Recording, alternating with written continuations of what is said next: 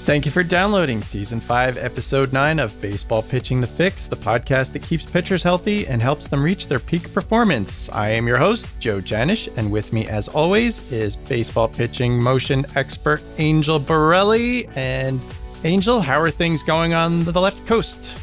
Everything's going great today. How are you doing?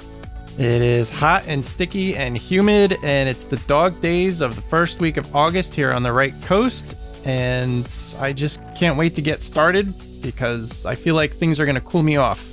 Oh, that's great. Yeah, we have a few different things to talk about today. In Lessons from MLB, we were going to be discussing how a clean MRI is not always necessarily good news.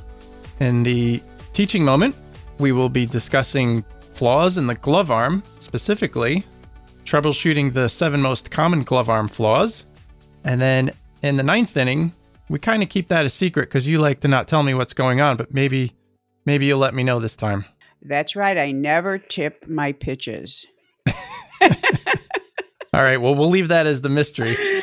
Let's get started with Lessons from MLB. So as with every single season and every single month and every single week, there are major league pitchers that are going down with injuries. And I feel like a lot of them are the same names. And something that has really bothered me for so many years and continues to bother me is this idea of when pitchers go on, they have maybe it's a forearm issue, an elbow issue, a shoulder issue, whatever it is. They go for an MRI and that MRI comes back clean. And then the idea is that, well, okay, the MRI is clean. There's quote unquote, no structural damage. So everything is good. And for example, once again, I have to bring up our Long Island local Steven Matz of the New York Mets. I feel like we talk about him every episode. He was recently put on the disabled list because of a flexor pronator strain in his left arm. And, the headline in the newspaper was, "Why this disabled list stint for Steven Matz provides a silver lining." And the whole idea was that he was diagnosed with this pronator strain. He went to get an MRI and the MRI came back clean. And I want to quote a few things from the article that I read. It said, Matz said he felt some discomfort and tightness before he made a start, but he wasn't overly concerned. It's now August and nobody feels 100% at this point. And he said, quote, "Honestly, that's why I went out and pitched, because stuff comes up during the season. It's just part of what we do. We're throwing a baseball as hard as we can. Stuff comes up and it's just figuring out, okay, is this something I've got to be worried about or something I can gut through?" He said, "I've had 3 elbow surgeries, so it is a sigh of relief. Everything is structurally good." And, I read this and I cringe because what's going to happen now is he's going to go on the disabled list. He missed a start already. Maybe he'll miss a second start, but basically he's going to just rest and then he'll come back and do the exact same thing that he was doing before. There won't be any kind of look into or research why he's having the problem in the first place. And that's what I wanted to bring up to you is that, when people read this, like teenage pitchers or parents of pitchers, amateur pitchers, and they find out that an MRI comes back clean after the pitcher's had some kind of pain, that doesn't necessarily mean that's not necessarily good news. I mean, it's good news that nothing's torn, but maybe you can comment on why a clean MRI is not necessarily good news and what pitchers should really be doing when the MRI does come back clean. What I'd like to say is an MRI is not good news if by getting the good news that you didn't tear a ligament, you think that's the end of the story. The ligament is, and we've talked about this so many times with the pattern in which things degrade in order to actually have a ligament damage, because ligaments sort of like if you think of a structure with layers, it's at the bottom layer and the muscles lay over the bones and they are supposed to protect the structures underneath. So if the muscles are weak, and if the muscles don't do their job, then the forces and the fatigue and everything transfers to the actual ligament, and then you have tearing. So if you have muscle fatigue or muscle soreness and you go and get an MRI, and the MRI says you're clean, the ligament isn't torn, all you can say is, yay, my ligament isn't torn, but I better get on top of the soreness because my ligament isn't torn yet. But if the muscle would continue to be sore and show signs of fatigue or whatever it is that has caught your attention, then the next step would be that the ligament would injure itself. Now, what I'm insane about with Matt's is I didn't know he had 3 surgeries. So yes, his first concern is, "Oh no, I hope I don't have to have a 4th one right now." But all he should have done is celebrate for 1 second like, "Whoa, I caught this in time." That should have been the next sentence. "Okay, I caught this in time, Right. and now I've got to fix the soreness so it doesn't go any further." And for someone to have elbow surgery and not realize that the forearm is the issue when you have a breakdown of the ligament in the elbow, because the forearm muscles are the ones that are inserting on the inside of the elbow, and the wrist, the fingers. We talk about this all the time, and this is forearm month, so it's a perfect month to talk about it. Is that if your ligament isn't torn, but if you are in the office having an MRI, there's a reason why that was ordered. And just because it comes back clean, you're already in trouble because you had some sort of symptoms that not only brought you to the doctors, but to where the doctor decided you needed an MRI or an X-ray, depending on whatever the doctor found. So that is how a clean MRI can be bad news. If it gives someone the impression that, okay, now we're done, and now it means I can work through this. You can never ignore forearm stress. Your forearm should not have any stress. And one of the things pitchers should know, and I don't like this thing where, oh, we pitch, we throw hard. I have too many pitchers that pitch all the time and throw hard, and they never have forearm stress.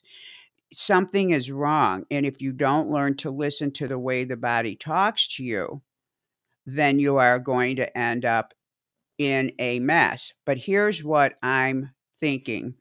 When somebody tells me they've had more than one surgery on the body part, a specific body part, my brain says, well, it mustn't be the surgery or the doctor, because there's pretty good doctors that are operating on, these major league pitchers. There's some blind spot that the pitcher has, the owner of the body, as to how he reads and interprets the signals that the body is giving him. And I encourage everyone to start to pay attention to the language of the body, because it has a voice. And when it comes to muscles and injuries, it really, unless it's an acute injury, where you fall down the stairs and you twist your ankle or something happens because it was a moment when there was something that happened. But normally something starts with a low, low whisper, and then it gets louder and louder until you are incapacitated. So what I want pitchers to do, especially with their forearms, is to start to learn the language. It's the same as for the bicep. Tightness is the first thing that will happen, and tightness a lot of times comes because inflammation is starting.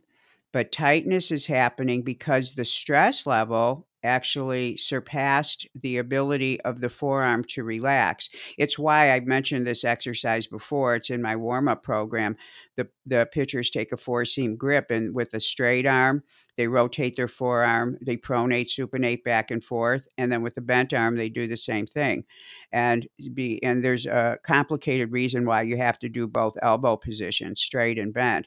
But you've got to relieve the stress, especially when you're throwing exotic pitches. So yes, a clean MRI can be dangerous if someone is only thinking ligament and all they're worried about is making sure my ligament doesn't tear. But the ligament tears as a response to whatever it is you're feeling right now. It just didn't tear yet. So if you ignore those symptoms, and again, if you were even on a table having an MRI, you had a close call that you don't want to have again.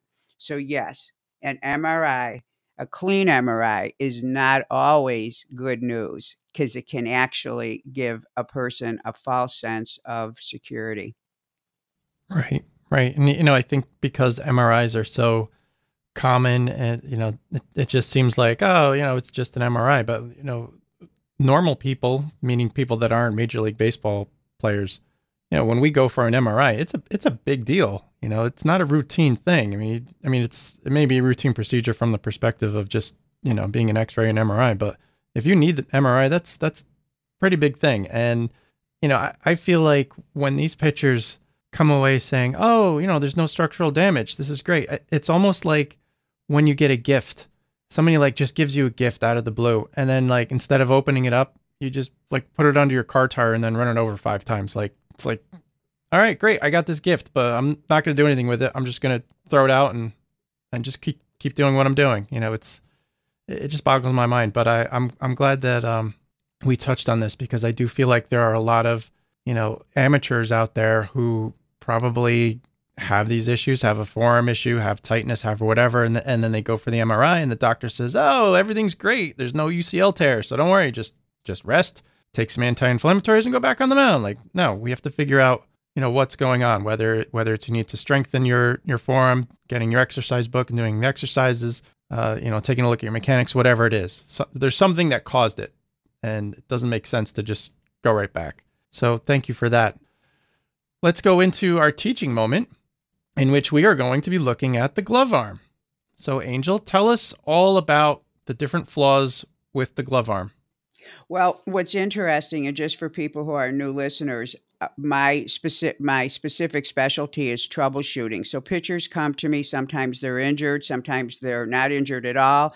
They want to be better. Sometimes they're great pitchers and they want to still be better.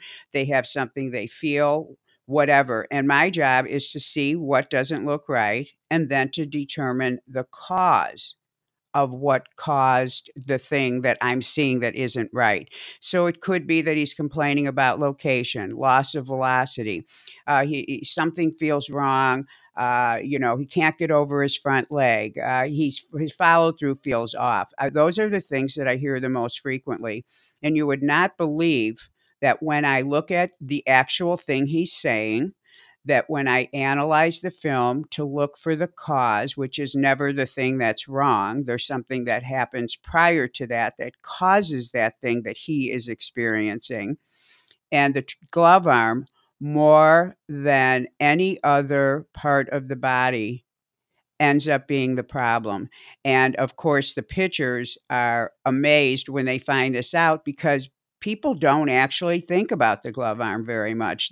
They're so busy thinking about the location and pushing off, which they think they should do, or striding correctly, or doing whatever. They're always curious about those issues, but very rarely do you hear solid discussions about the glove arm.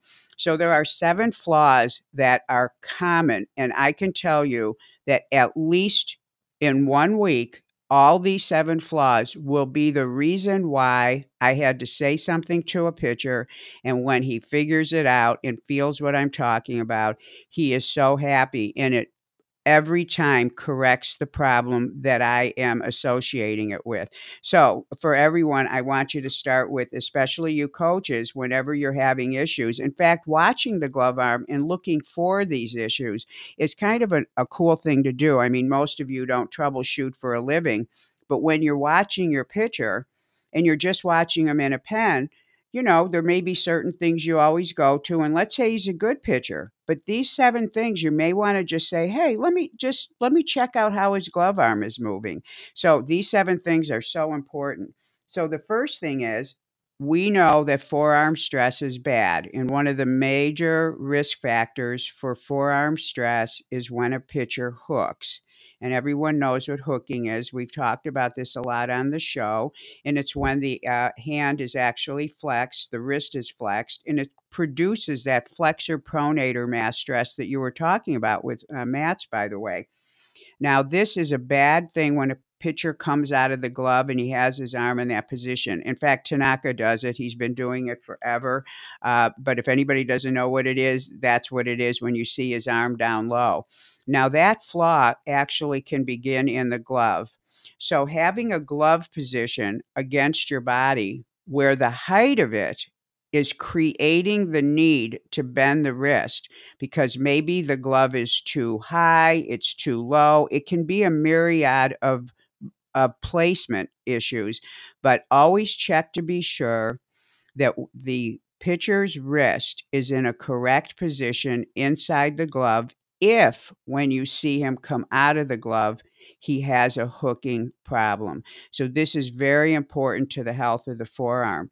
The second thing is, I know you coaches aren't going to believe this, but when I stand behind the rubber and I'm watching the pitcher before I film him or after I film him, if I told you the number of pitchers, and I'm not talking about little kids, the number of pitchers where I can see their fingers around the ball in the glove because they have the glove in such an unusual position that they're not hiding the ball in the glove. And of course, we know that by this time they've already got their grip. And we know that deception is the number one thing pitchers have to have. So when you start to just look at the glove, and these are things that may not create performance problems, but the hooking is a health issue. And of course, hiding the ball is everything. When I tell a pitcher, I see what you're throwing right now, he'll look at me and when I show him what's going on, in fact, I'll film it, he can't believe that he's been showing the pitches like that. So those are two flaws that, believe it or not, come up weekly. The third flaw is if the speed of movement, we know the glove arm has to get up to shoulder height, just the way the pitching arm gets up to shoulder height. If it's moving so fast to get into that position, up to shoulder height, it can't give the pitching arm enough time to get into place because the pitching arm has to come up and then it has to create the angle between the forearm and the upper arm. So if you have a pitcher and you notice his arm is late, which is late, meaning he's not in the correct early cocking position when the foot lands, whenever you see a pitching arm that looks slow, you always want to check to see if it's not being given enough time because the pitching arm is moving up to shoulder height. And there are different areas in which the glove can be moving at the wrong timing. But for this one specific thing, if the glove arm is moving up too fast, it does not give the pitching arm enough time to get into place. And the lower body sometimes synchronizes itself to what the arms are doing.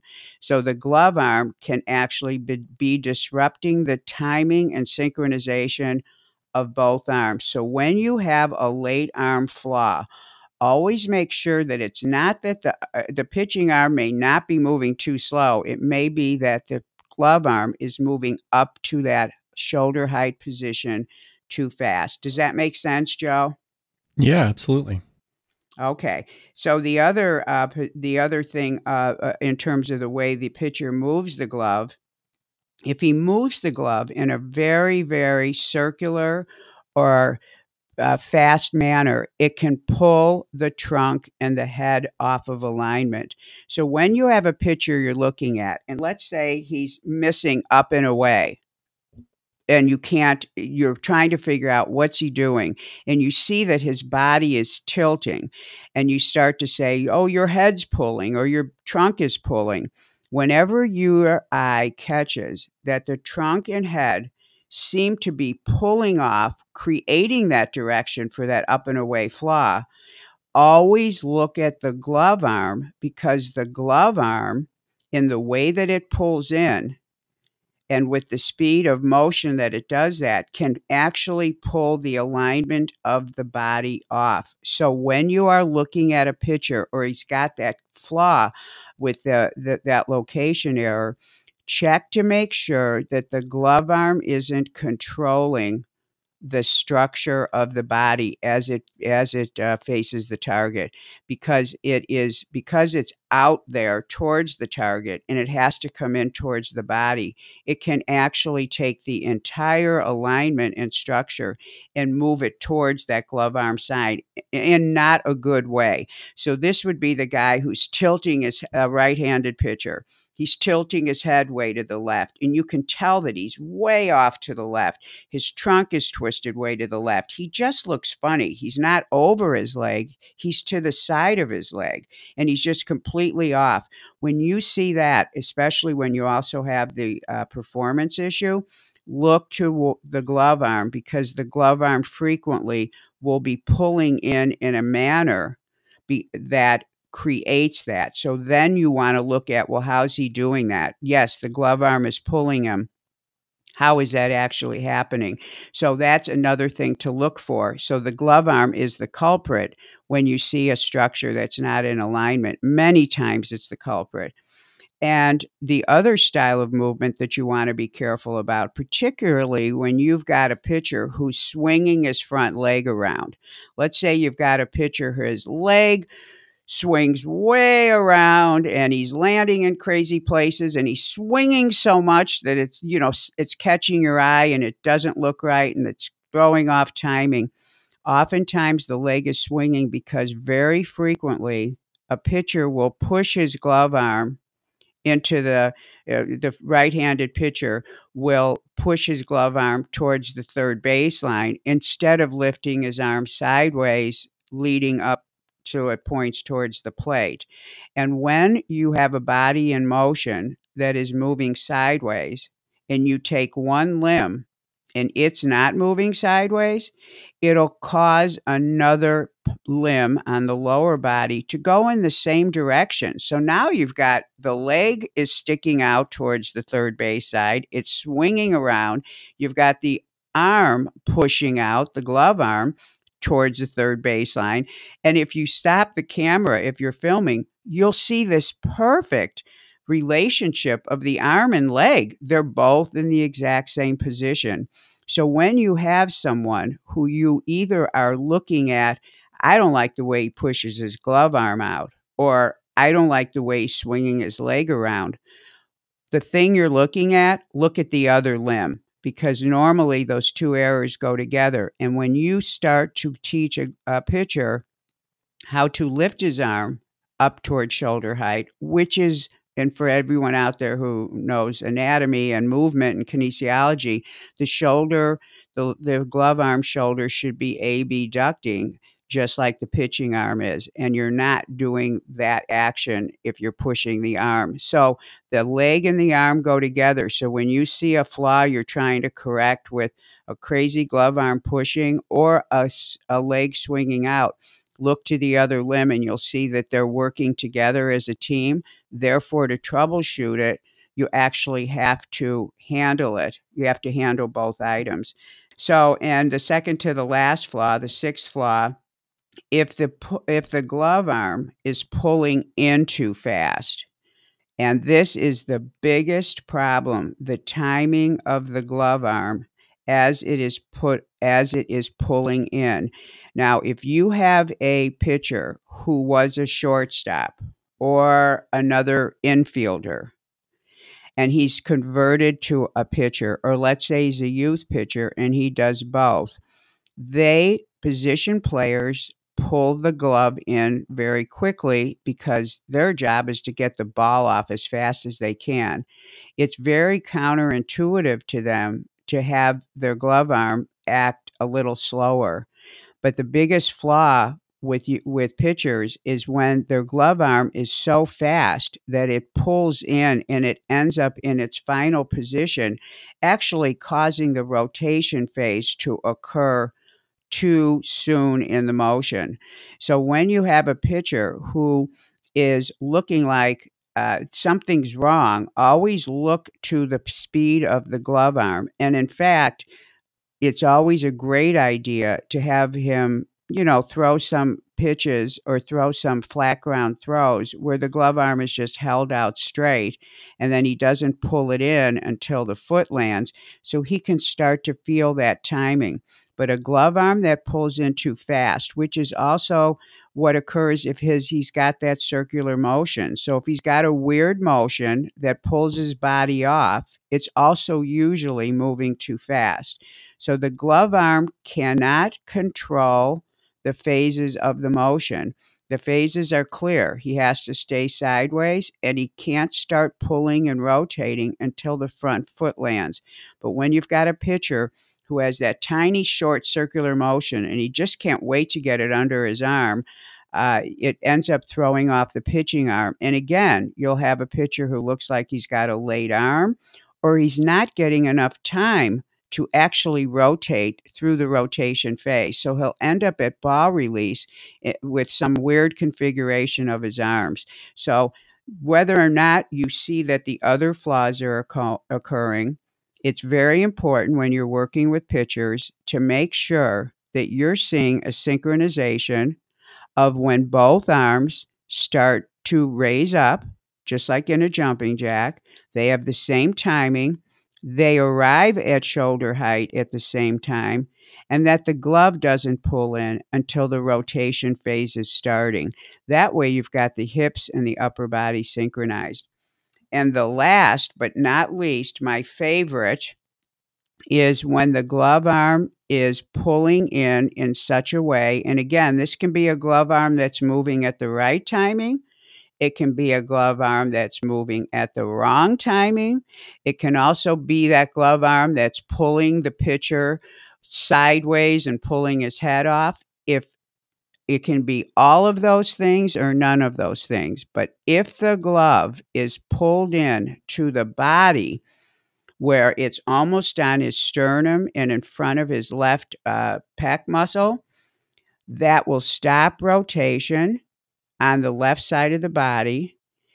Normally, that error occurs with a glove arm that's moving too fast, and halfway through the rotation of the upper body, the glove arm is already in.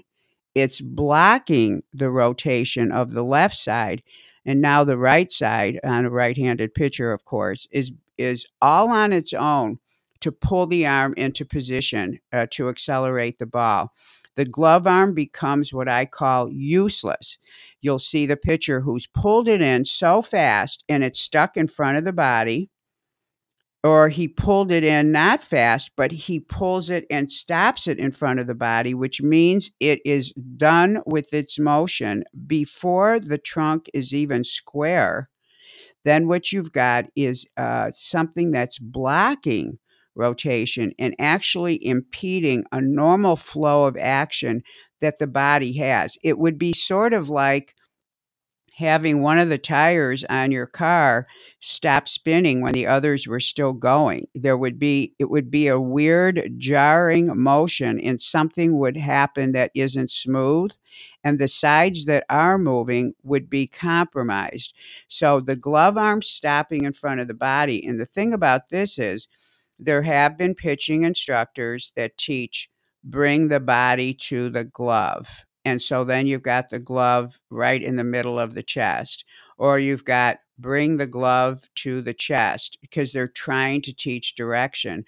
The glove arm really should kind of act like a rowing motion, and the glove ends up kind of next to the body, not really in front of it, so that the shoulder blade on the left side can actually move correctly. Because the real issue you get when you get the glove stuck in front of the body is that the shoulder blade can't act correctly, and it will have an effect on the shoulder blade of the pitching arm, and that is something you don't want to affect in a bad way.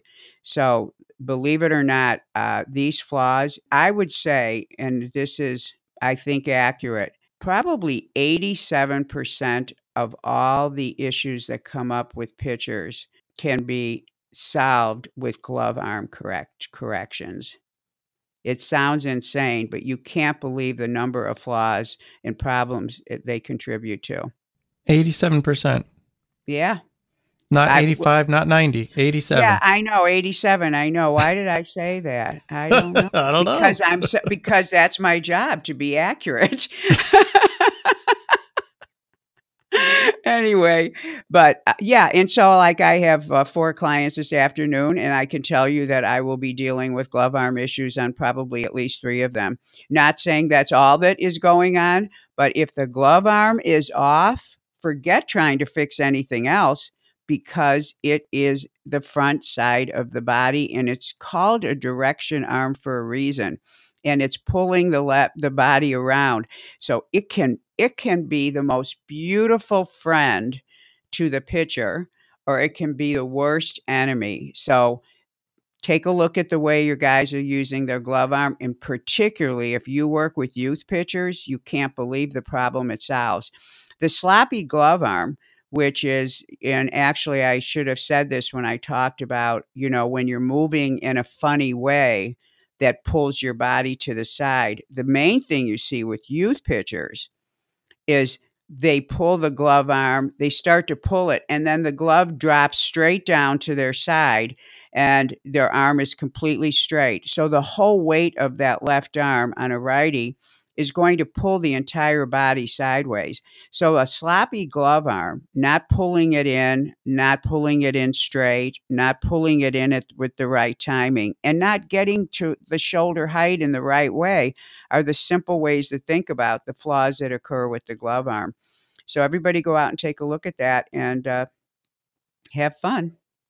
All right. Well, I think some of the issues with having all of these sloppy glove arms, as you call them, is I don't know that all baseball coaches, pitching coaches really understand what the glove arm is supposed to do. And you brought up the idea that some pitching coaches teach that you bring the body to the glove or the glove to the chest or whatever. And I'm thinking back to when I was being taught how to pitch, and one of the things I always remembered was that as you start your stride, your glove would reach out toward the catcher, and then based on whoever was teaching you at that point, they might say, all right, now your body should follow your glove toward the catcher, but that doesn't necessarily create the right action. Could you maybe give us a couple pointers on how the glove side should be, how we would teach the glove side? Well, if everyone, please don't do this if you're driving, but put both arms out in front of you. Put both arms out in front of you. And then with whatever arm you want, pull it in like you're pulling a rope in, and then pull the other rope in and pull the other rope in. So you're pulling the right arm in, the left arm in. You're sending one arm out as the other arm comes in. So you're going back and forth. And notice that when you're doing that, you're getting a rotation in your shoulder girdle, the shoulder girdle being the shoulder joint, the clavicles, and your shoulder blade. So your whole upper body is rotating. So now let's just say you are a righty. Stick just your left arm out straight and turn your body as if your right, oh boy, this is one of these difficult things. Turn your body sideways and put your left arm out straight. Now pull your left arm in, and it will naturally bring your body square. And that is the help it gives the rotation to the shoulder girdle. But more than that, it's doing something with the shoulder blade positioning that is critical. It's retracting. That's the formal word. It's critical to having the right shoulder blade do what it has to do to deliver the ball, which is protracting. So one side's doing one thing and the other side's doing another thing. So here's another way to think of it. The pitching arm does one thing while the left shoulder blade is doing the opposite thing. If the glove is stopping in the front, it's not doing the opposite thing. It's doing the same thing that we want the pitching arm to do. And I'm talking about shoulder blade action. So just me saying they're supposed to be opposite and they end up being the same, that shows you the effect it would have on your throwing motion. Huge, huge problem for velocity production. So you might be throwing hard, but you could be throwing harder.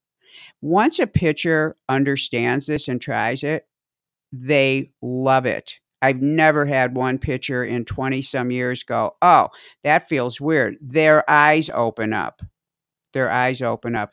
So what I teach is normal motion of the body. And of course, kinesiologically, we have a description as to what it does, and that's what it's doing. So the glove arm is out in front and it needs to pull in, and it helps rotate the body. And it keeps the pitcher on line. I think that's why somebody way back invented the term direction arm, and I think that's a great arm for it, a great name for it. Okay, that's helpful.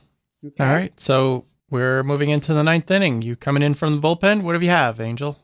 I am, and I'm all warmed up. Well, we're back on, this is last podcast, I declared this forearm month, and there was some great research that I was reading on some effective fatigue on the medial elbow in baseball pitchers. So what some researchers did is they took 11 college pitchers, and by the way, 11's not a huge number, but this was published, so it was huge enough for what they were saying. But so 11's not a lot, but I always I take research and I read it, and I always apply it in a way that I think is important. But I thought this was a very important article. They had each of them pitch 6 innings. They asked the guys to throw all their pitches. They all threw 15 pitches in an inning. So this was a simulated game. And what they wanted to look at is what happens to the torque, meaning the forces around the middle of the elbow. And let's look at velocity at the same time to see if we see any relationship. And this article is called The Effect of Fatigue on Medial Elbow Torque. So fatigue is the number one issue for why UCLs fail. And fatigue of the forearm is being thought of as the main thing that we don't want to have fatigue. And I think we just got done spending the first part of the show talking about that. We spent the entire last show talking about it. So this is really validation. So here's what they found. First of all, the elbow was just fine up until the 3rd inning. So we're 45 pitches in, and the elbow torque started increasing. And with each increase, the forces went up. And the forces went up on the elbow, you could infer, because there was fatigue starting to happen in the arm, meaning the muscles now are not working as efficiently. So now you've got more forces around the elbow. So as the fatigue set in, and how did they measure fatigue? They measured it by velocity.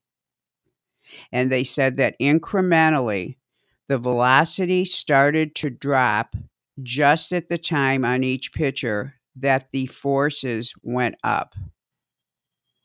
So, and the other piece of this is the shoulder wasn't responsible for any of this problem. So the forearm seems to be the most sensitive part of the body to fatigue. We know this from other research. I can infer it from what I see, and as a strength coach, what I know, and also the amount of UCL surgeries we have. You can infer from that we're having, that the forearm is a really sensitive part of the body. And so here these guys went out and saw that in the 3rd inning, when fatigue was setting in, they got this correlation between the forces that were now the elbow was now being exposed to, and the decrease in velocity. So why am I telling everyone this? Because one, if we know fatigue is the major factor, then we want to, train the forearm to have more endurance, power endurance capability. So a great forearm workout, if you didn't hear the last podcast, there's one on there. 2, you want to make sure you're following the correct recovery guidelines, because even with a strong forearm, you still have to have recovery. So if you are a coach that puts a pitcher in more than once on a weekend, he's not a closer, he's a starter, twice in one day. And I'm saying this because this happens. I hate that it happens, but I get calls all the time.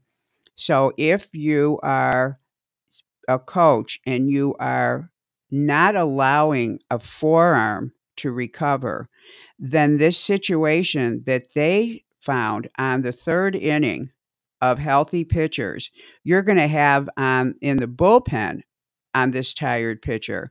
So the most important thing to offset is fatigue, proper recovery, pulling the pitcher when you start to see the things that exhibit fatigue, which is going to, of course, be drop in velocity, drop in performance. You might see the arm dropping, but the arm itself starts to get fatigued way before the shoulder does. So this is what this research is saying. And the reason why I think it's important is while this was specific research, I probably have 9 other articles that deal with the same topic from a different viewpoint.